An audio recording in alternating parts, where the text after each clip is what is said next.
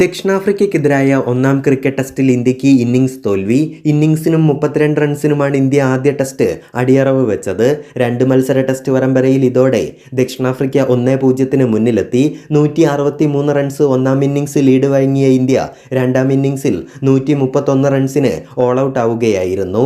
അർദ്ധ സെഞ്ചുറി നേടിയ വിരാട് കോഹ്ലിക്ക് മാത്രമാണ് രണ്ടാം ഇന്നിംഗ്സിൽ പ്രോട്ടിയസ് ബോളർമാർക്കെതിരെ പിടിച്ചു നിൽക്കാനായത്. 82 പന്തുകൾ നേരിട്ട വിരാട് കോഹ്ലി ഒരു സിക്സും 12 ഫോറും അടക്കം 76 റൺസ് എടുത്തു. വിരാട് കോഹ്ലിയെ കൂടാതെ 26 റൺസ് എടുത്ത ശുഭ്മാൻ ഗില്ലിന് മാത്രമാണ് രണ്ടാം ഇന്നിംഗ്സിൽ ഇന്ത്യൻ നിരയിൽ 2 അക്കം കടക്കാനായത്.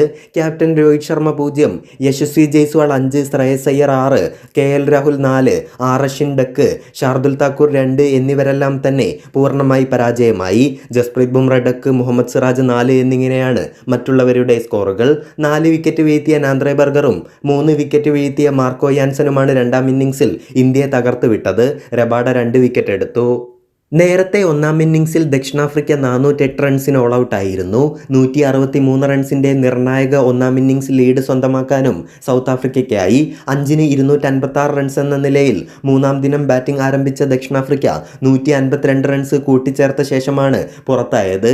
287 പന്തിൽ നിന്ന് 28 ബൗണ്ടറികളോടെ 185 റൺസ് എടുത്ത ഓപ്പണർ ഡീൻ എൽഗാറാണ് പ്രോട്ടിയസിന് മികച്ച സ്കോർ സമ്മാനിച്ചത്.